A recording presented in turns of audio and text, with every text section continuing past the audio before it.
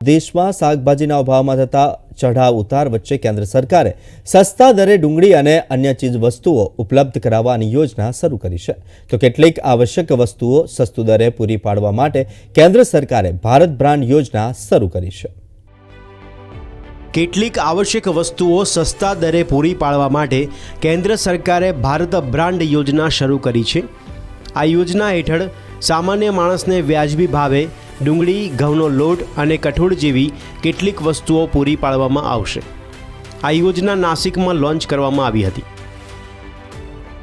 सरकार का जो प्राइस स्टेबलाइजेशन फंड है ये जनरली उसमें उसके अंदर प्याज और बाकी जो एसेंशियल कमोडिटीज़ है वो ख़रीदारी होता है किसानों से डायरेक्टली फार्म गेट में या फेडरेशन या सोसाइटीज़ के थ्रू, और उसको फिर बाद में बफर स्टॉक में रखते हैं और जहाँ जहाँ महंगाई होते है वहाँ पे मार्केट इंटरवेंशन करता है सरकार प्राइस कूल ऑफ करने के लिए.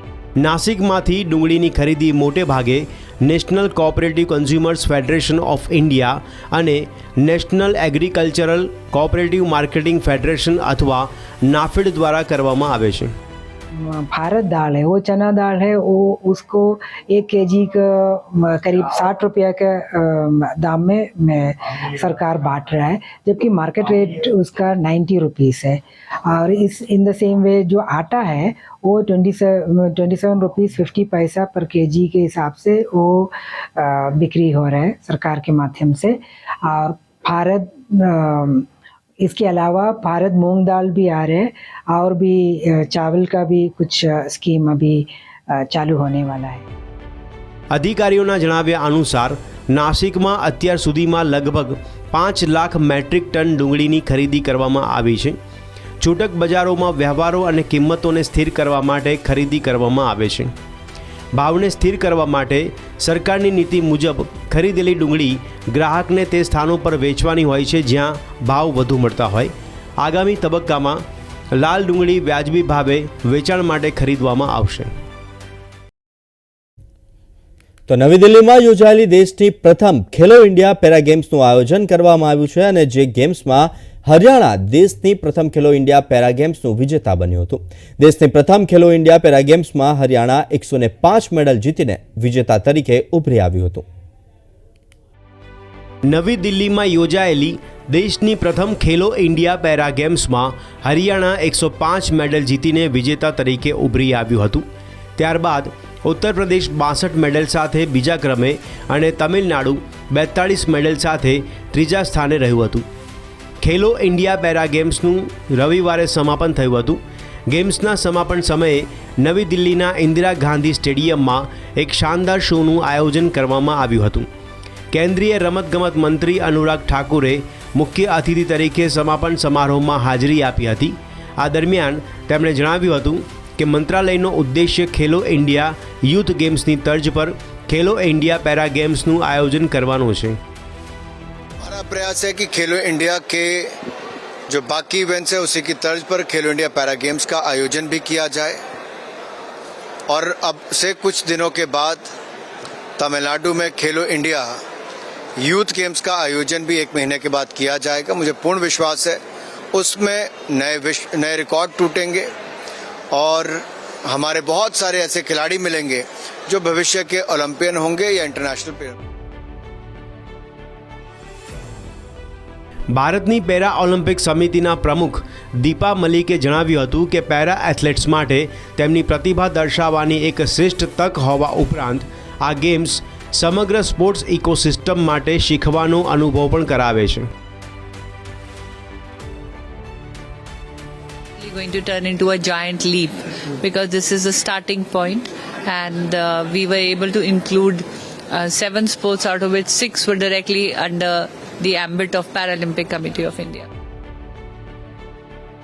ખેલો ઇન્ડિયા પેરા ગેમ્સની પ્રથમ આવૃત્તિ 10 થી 17 ડિસેમ્બર દરમિયાન નવી દિલ્હીના Jawaharlal Nehru stadium, IG stadium અને doctor Karni Singh shooting range સહિત 3 કેન્દ્રો પર યોજાઈ હતી.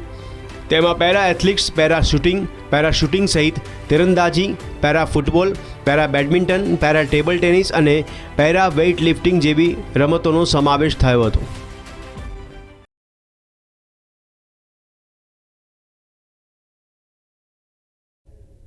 તો સમગ્ર દેશમાં સ્વચ્છતા અભિયાન ચલાવવામાં આવી રહ્યું છે અને જેના ભાગરૂપે ઉત્તર પ્રદેશના વારાણસીમાં કોર્પોરેશને ઘણા પગલાં ભર્યા છે. તો કડક પગલાંના ભાગરૂપે શહેરમાં ગંદકી કરતા બીજી વાર પકડાયેલા અપરાધીઓ સામે એફઆઈઆર દાખલ કરવામાં આવી છે. ઉત્તર પ્રદેશના વારાણસીમાં મ્યુનિસિપલ કોર્પોરેશને શહેરને સ્વચ્છ બનાવવા માટે કડક પગલાં ભર્યા છે. અહીંના અધિકારીઓના જણાવ્યા મુજબ શહેરમાં ગંદકી કરતા બીજી વાર પકડાયેલા અપરાધીઓ સામે એફઆઈઆર દાખલ કરવામાં આવશે. अब उन पे जुर्माना लगाने की, कड़ी कार्रवाई करने की, विधिक कार्रवाई करने की, जिसमें कि प्राथमिकी तक दर्ज कराने की व्यवस्था है. इसके लिए भी हम लोग अब जो है कार्य कर रहे हैं. इसमें एक और चीज़ है कि जिस प्रकार से कुछ ऐसे हमारे नागरिक या कुछ इस प्रकार के व्यवसायिक प्रतिष्ठान हैं जो बार बार चेतावनी के बावजूद भी नहीं मानते और कूड़ा और गंदगी फैलाते हैं, हम उनको चिन्हित करने के बाद उनके नाम और उनके चित्र को हम सार्वजनिक भी करेंगे. શહેરના રહેવાસીઓએ પ્રાચીન શહેરને સ્વચ્છ રાખવાના તંત્રના આ પ્રયાસને સમર્થન આપ્યું છે. देखिए, ये काशी शहर बनारस है और इसको स्वस्थ रखना बहुत ज़रूरी है. जब तक हम लोग इसमें थोड़ा सा कड़ाई नहीं करेंगे तब तक इसी तरह कूड़ा वगैरह रास्ते में मिलते जाएंगे. इससे हमारे विश्व में या भारत में गलत संदेश जाएगा. तो क्योंकि इसको हमको साफ रखने के लिए पहले उनको चेतावनी देना बहुत ज़रूरी है. उसके बाद उनके ऊपर जुर्माना भी होना चाहिए और साथ ही साथ एक दो बार और उसको जुर्माने के बाद ही कोई निर्णय आगे का लिया जाए. समय तो दिया गया है, जैसे उनके तरफ से तो ठीक ही है और ये भी ऐसा एक्शन तो लेना ही चाहिए थोड़ा. साफ सफाई को लेकर जी बिल्कुल सही है. हाँ बिल्कुल, दिन में 3 बार सफाई होती है और नागरिक भी थोड़े थोड़े से जागरूक हो रहे हैं. લોકોના સમર્થનથી સકારાત્મક પરિણામો મળતા સ્વચ્છતા અભિયાનો દ્વારા શહેરમાં ધરખમ પરિવર્તન જોવા મળી રહ્યું છે.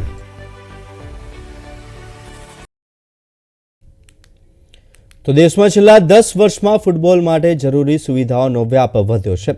એઆઈએફએફના પ્રમુખ કલ્યાણ ચૌબેએ જણાવ્યું હતું કે હવે ખેલાડીઓના વિકાસ પર ધ્યાન કેન્દ્રિત કરવામાં આવશે અને સુવિધાઓનો વ્યાપ વધવા પાછળ ઇન્ડિયન સુપર લીગનો ઘણો હાથ છે. ઓલ ઇન્ડિયા ફૂટબોલ ફેડરેશન એટલે કે એઆઈએફએફના પ્રમુખ કલ્યાણ ચૌબેએ જણાવ્યું કે ભારતમાં ફૂટબોલ રમવા માટેની સુવિધાઓ છેલ્લા 10 વર્ષમાં ઘણી વધી ગઈ છે, જેનો શ્રેય તેમણે ઇન્ડિયન સુપર લીગને આપ્યો હતો. કલ્યાણ ચૌબેએ ફેડરેશનના આગામી 10 વર્ષનો રોડમેપ પણ આપ્યો હતો, જેમાં તેમણે વિશ્વ સ્તરની પ્રતિભાઓને ઉજાગર કરવા પર ધ્યાન કેન્દ્રિત કરવાની વાત કરી હતી. आईएसएल जो है 10 साल या 10th ईयर चल रहा है आईएसएल का. एक चीज़ तो हमें मानना ही पड़ेगा कि आईएसएल शुरू होने के बाद भारत के फुटबॉल में इंफ्रास्ट्रक्चरल डेवलपमेंट हुई है, टेलीविजन ब्रॉडकास्टिंग की क्वालिटी बढ़ा है, लॉजिस्टिकल सपोर्ट की उन्नति हुई है, ग्राउंड की कंडीशन अच्छा हुआ है, कमेंट्री अच्छा हुआ है. ये सारे जो एक मान लीजिए किसी टूर्नामेंट के एक इवेंट की जो बेसिक इंफ्रास्ट्रक्चरल डेवलपमेंट जिसे हम कहते हैं वो सब हुआ है.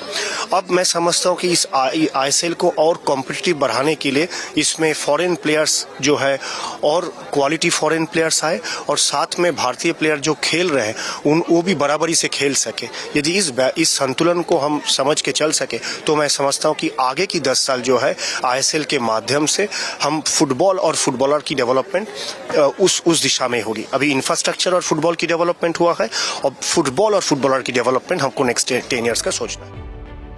એઆઈએફએફના પ્રમુખે રાષ્ટ્રીય ટીમના પ્રદર્શનમાં વિશ્વાસ વ્યક્ત કર્યો અને કુવૈતમાં આયોજિત વર્લ્ડ કપ ક્વોલિફાયરમાં શાનદાર જીત વિશે પણ વાત કરી હતી. જો કે ભારતને તેના હોમ ગ્રાઉન્ડ પર કતાર સામે હારનો સામનો કરવો પડ્યો હતો, પરંતુ હાર છતાં કલ્યાણ ચૌબેએ ટીમની ભાવના અને કુશળતાની પ્રશંસા કરી હતી. देखिए, मैं ये कहूँगा कि हमारी नेशनल टीम अभी अच्छा प्रदर्शन कर रही है, विशेषकर जब कुवैत में जाकर के कुवैत में हमने जीता है. और ये पहली बार भारत के फुटबॉल के इतिहास में हुआ कि आपने वर्ल्ड कप क्वालिफाइंग किसी मैच एवे मैच जाकर के जीत के आए. और हालांकि कतार के विरुद्ध हमने हारा होम मैच, लेकिन वो भी हमारा प्रदर्शन अच्छा रहा. और आप जानते हैं कि इसके पहले भारत की नेशनल टीम को बहुत ज़्यादा एक्सपोजर मैचेस नहीं मिलते थे, बहुत कम इंटरनेशनल मैच खेला करता था. तो अभी इस साल हमने में कम से कम 24 मैच भारत का टीम खेल पाए, इसकी व्यवस्था हमने किया है। आप जानते पूरे कैलेंडर ईयर में। इस कारण मुझे आशा है कि भारत की टीम जो एशिया कप में अच्छी करेगी। આંતરરાષ્ટ્રીય એક્સપોઝરના મહત્વ પર ભાર મૂકતા કલ્યાણ ચૌબેએ મધ્ય એશિયન ફેડરેશન સાથે કરારો પર હસ્તાક્ષર કરવાની યોજના જાહેર કરી હતી। તેમણે કહ્યું હતું કે તેમનો ઉદ્દેશ્ય ફૂટબોલના ક્ષેત્રમાં સહકારને પ્રોત્સાહન આપવાનો છે। इस साल एक तो क्या है कि एशिया कप और प्री वर्ल्ड कप के कारण हमें कुछ मैच एक्स्ट्रा भी मिला है, लेकिन जिस तरह से हमारे नेशनल खिलाड़ियों को मैचेस कम मिलती है, उसको एड्रेस करने के लिए हमने जिस तरह से मान लीजिए मलेशिया में मार्डेका कप, थाईलैंड में किंग्स कप, भारत में इंटर कॉन्टिनेंटल कप और भी कुछ ना कुछ हम इन्विटेशन कप के रूप से ऐसा करने की प्रयास करेंगे। हमने अभी हाल में सेंट्रल एशिया फेडरेशन में भी अपनी नियुक्ति कराई स्टाफ के साथ साथ। तो मैं समझता हूँ कि इस तरह से कॉन्फेडरेशन की मैचेस भी हमें मिलेगी, कुछ प्रैक्टिस मैचेस भी मिलेगी फीफा विंडो में। વ્યવહારુ અભિગમને ધ્યાનમાં રાખીને AIFFના પ્રમુખે ભારતીય ફૂટબોલ ટીમ માટે વ્યૂહાત્મક રોડમેપની રૂપરેખા આપી છે, જે અંતર્ગત ટીમનો આત્મવિશ્વાસ વધારવા માટે તેમાં 76થી 100માં સ્થાન ધરાવતા દેશો સામે રમવા માટેનો સમાવેશ કરવામાં આવ્યો છે। देखिए, आपको ये देखना पड़ेगा कि ये थोड़ा सा स्ट्रेटेजिकली है।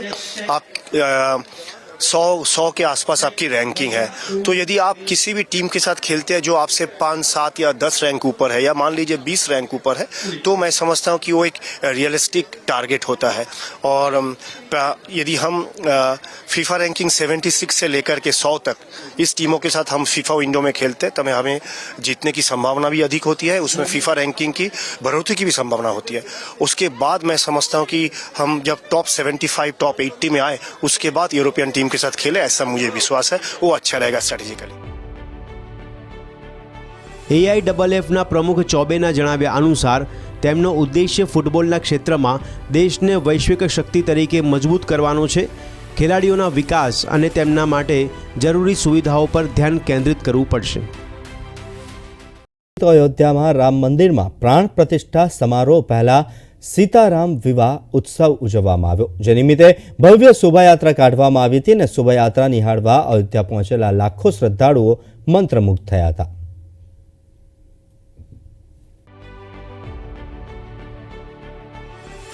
ઉત્તર પ્રદેશના અયોધ્યામાં રવિવારે સીતારામ વિવાહ મહોત્સવ યોજાયો હતો, જે નિમિત્તે ભવ્ય શોભાયાત્રા કાઢવામાં આવી હતી। હિન્દુ માન્યતાઓ અનુસાર ભગવાન શ્રીરામના લગ્ન માગસર મહિનાના શુક્લ પક્ષની 5મી તારીખે માતા સીતા સાથે થયા હતા।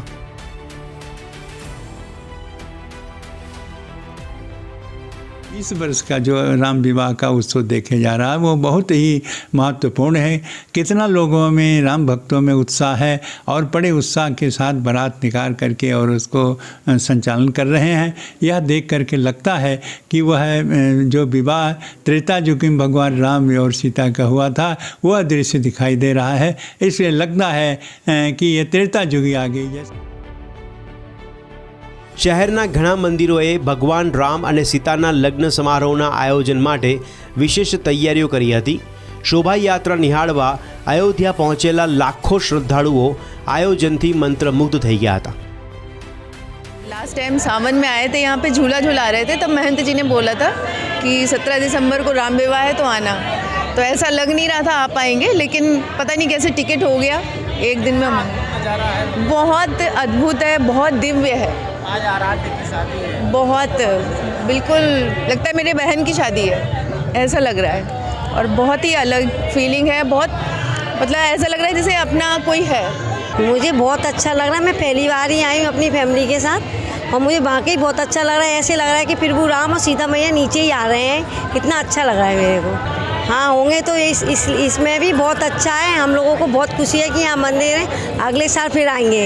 मैं बहुत अच्छा फील कर रहा हूँ यहाँ पे आया। मैं अपने परिवार के साथ यहाँ हूँ। मैं अपनी पूरी लाइफ में पहली बार यहाँ आया हूँ और मुझे बहुत अच्छा लग रहा है ये लाइटिंग देख के। और ये मेरा पहला एक्सपीरियंस है कि मैं यहाँ पर हूँ, मैं अपने परिवार के साथ हूँ। मुझे बहुत अच्छा लग रहा है। मैं फ्यूचर में भी यहाँ पे बिल्कुल विजिट करूँगा। ऐसा लग रहा है कि असलियत का ही किसी दूल्हा दुल्हन का विवाह हो रहा है। बिल्कुल उसी तरीके से तैयारी हो रही है, उसी तरीके से गेस्ट आए हुए हैं, बड़े बड़े IAS SP DSP सब आए हुए हैं। बहुत अच्छा लग रहा है यहाँ पर बिल्कुल।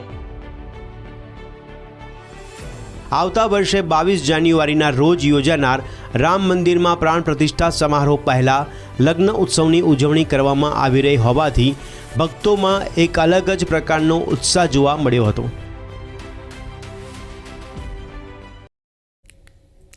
તો ગુજરાતમાં વિકસિત ભારત સંકલ્પ યાત્રાને અભૂતપૂર્વ સફળતા. અત્યાર સુધીમાં 30 લાખથી વધુ લોકો આ યાત્રામાં સામેલ થયા છે અને યાત્રા દરમિયાન 1 લાખથી વધુ લોકોને આયુષ્યમાન ભારત કાર્ડ આપવામાં આવ્યા. તો આશરે 8,000 ગ્રામ પંચાયતો અને 300થી વધુ શહેરી વિસ્તારોને યાત્રા હેઠળ આવરી લેવાયા છે. પ્રધાનમંત્રી નરેન્દ્ર મોદી દ્વારા ગયા મહિને શરૂ કરાયેલી વિકસિત ભારત સંકલ્પ યાત્રાને સમગ્ર ગુજરાતમાં અભૂતપૂર્વ લોક સમર્થન મળી રહ્યું છે. અત્યાર સુધીમાં આ યાત્રા હેઠળ 7,985 ગ્રામ પંચાયતો અને 305 શહેરી વિસ્તારોને આવરી લેવાયા છે, જે દરમિયાન 30,65,000થી વધુ લોકો આ યાત્રામાં સ્વયંભૂ રીતે જોડાઈ ચૂક્યા છે.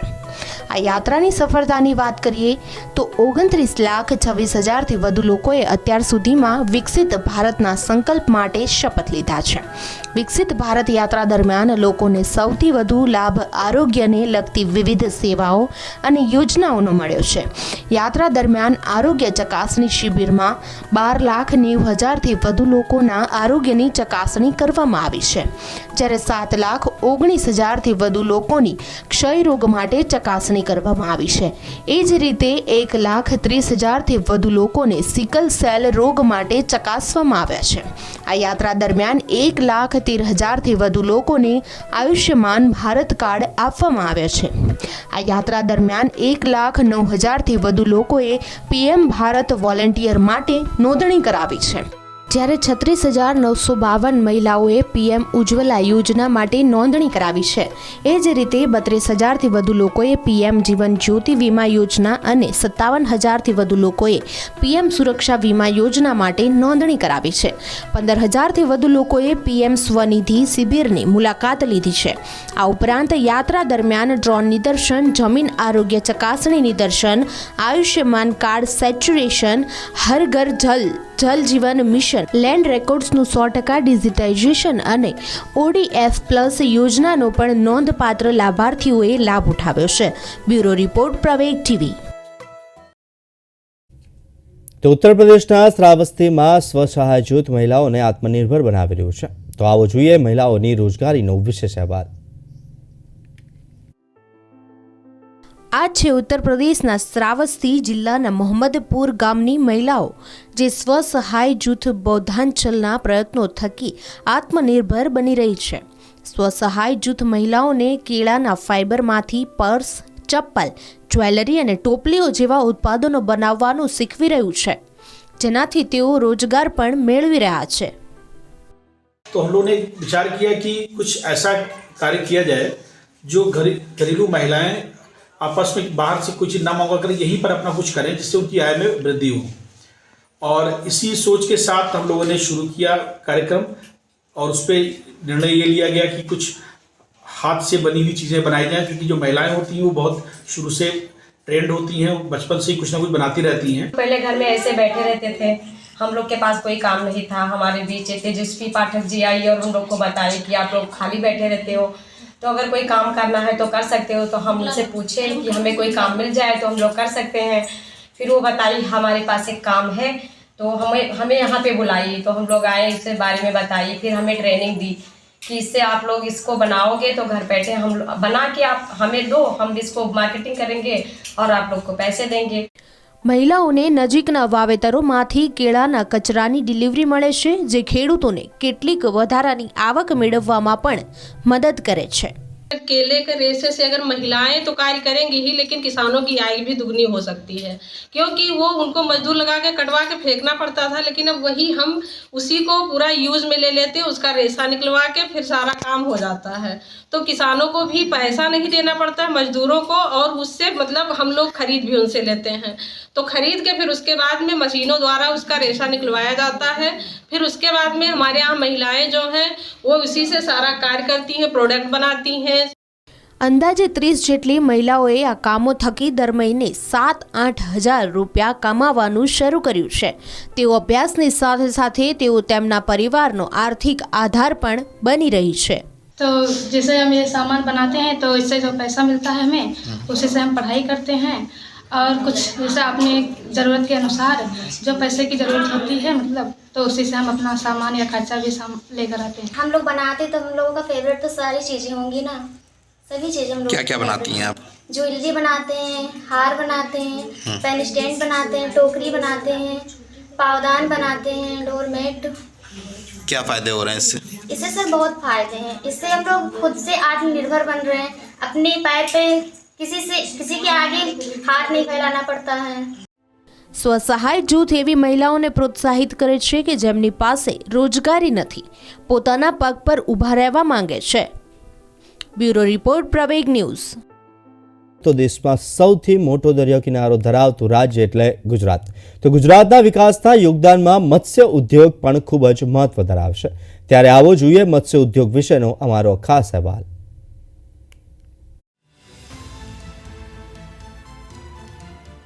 ગુજરાતના જીવંત દરિયા કિનારે જોવા મળતી માછીમારી કરતી બોટ જાણે કે ગુજરાતીઓની સાહસ અને વિકાસની વાર્તા લયબદ્ધ નૃત્યના રૂપમાં કહેતી હોય તેવું લાગે છે।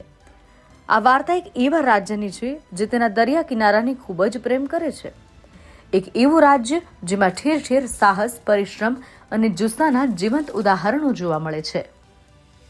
गुजरात के पास देश का सबसे लंबा 1600 किलोमीटर का कोस्टल बेल्ट है। मरीन फिश प्रोडक्शन में गुजरात देश में सबसे आगे है। आज गुजरात मोर देन 5000 करोड़ का फिश एक्सपोर्ट कर रहा है। फिश एक्सपोर्ट में गुजरात का कंट्रीब्यूशन 17% है। ગુજરાતમાં મત્સ્ય ઉત્પાદન વર્ષ 2020-21માં 8.74 લાખ ટન સુધી પહોંચી ગયું હતું। માછીમારીની કામગીરીથી માંડી પ્રોસેસિંગ સુધી આ ઉદ્યોગ રોજગારી ઉત્પન્ન કરવામાં મહત્વની ભૂમિકા ભજવે છે। સોમનાથ બંદર સાથે જોડાયેલ ખારવા સમુદાયના नेता જીતુભાઈ कहरा મત્સ્ય ઉદ્યોગના વિકાસ અંગે શું કહે છે, આવો સાંભળીએ। पूरे गुजरात में अभी जो वाइब्रेंट अभी माछीमार का 21 नवंबर था, उसमें माछीमार का वाइब्रेंट गुजरात भी था। एक प्रोग्राम रखा था 2 दिन के 21-22 तारीख का। तो उसमें केंद्र सरकार और गुजरात सरकार ने मिला के जो छोटे माछीमार है उसके लिए वो नया मशीन जो गैस वाला आता है, केंद्र सरकार और गुजरात सरकार पूरे गुजरात के माछीमार को वो मशीन देने जा रही है। મુખ્યમંત્રી ભૂપેન્દ્રભાઈ પટેલ માછીમારી ઉદ્યોગની સફળતા માટે વડાપ્રધાન નરેન્દ્ર મોદીની પહેલને શ્રેય આપે છે। आदरणीय प्रधानमंत्री श्री नरेंद्र भाई जब गुजरात के मुख्यमंत्री थे तब उन्होंने फिशरीज सेक्टर के सर्वांगी विकास के लिए सागर खेड़ू विकास योजना शुरू की थी, जो बहुत ही सफल रही है। आज गुजरात में ब्लू इकोनॉमी सेक्टर काफी तेजी से आगे बढ़ रहा है। ગુજરાત તેના સમૃદ્ધ મત્સ્ય ઉદ્યોગ ક્ષેત્ર માટે પ્રખ્યાત છે। 1600 કિલોમીટર લાંબો દરિયા કિનારો રાજ્યના વધુ વિકાસની ગેરંટી આપે છે, સાથે જ દર્શાવે છે કે ટકાઉ વિકાસ અને નવીનતા તરફ આગળ વધતા રહેવું એ આપણી તાસીર છે। બ્યુરો રિપોર્ટ, પ્રવેગ ટીવી। તો જતા જતા નજર કરીએ કે વિશેષ અહેવાલ પર। તો જો હવે તમે ટ્રાફિક નિયમોનો ભંગ કરશો તો તમને સમજાવવા માટે ખુદ યમરાજ આવશે। જી હા, ઝારખંડ પોલીસે એક અનોખું અભિયાન શરૂ કર્યું છે। જોઈએ અમારા વિશેષ અહેવાલમાં। જો ઝારખંડના ગિરિડીહના રસ્તાઓ પર તમને યમરાજ ફરતા દેખાય તો ચોંકી ન જતા, કારણ કે બિરની વિસ્તારની પોલીસે લોકોને ટ્રાફિકના નિયમ સમજાવવા માટે અનોખી રીતે માર્ગ સુરક્ષા જાગૃતિ અભિયાન શરૂ કર્યું છે। આ અભિયાનમાં યમરાજના પોશાક પહેરેલા એક વ્યક્તિનો સમાવેશ થાય છે, જે લોકોને ટ્રાફિક નિયમોનું પાલન કરવાની સલાહ આપી રહ્યા છે। आपका जीवन आप बहुमूल्य है, अनमोल है, इसे आप सुरक्षित रखें, हेलमेट को लगाएं, शराब पीकर वाहन का प्रयोग ना करें और नियम का पालन करते हुए हमें और अपने परिवार को इसमें जीवन दें और खुद से सुरक्षित रहें और परिवार को भी अपने नए जीवन का, अपने पूरे जीवन का सहयोग और साथ दें। પોલીસે બિરની બારામસિયા ચોક, બ્લોક હેડક્વાર્ટર ચોક અને અન્ય સ્થળોએ પોલીસ ચેકિંગની સાથે ટુ વ્હીલર ચાલકોને હેલ્મેટ પહેરવાની અપીલ કરવામાં આવી હતી।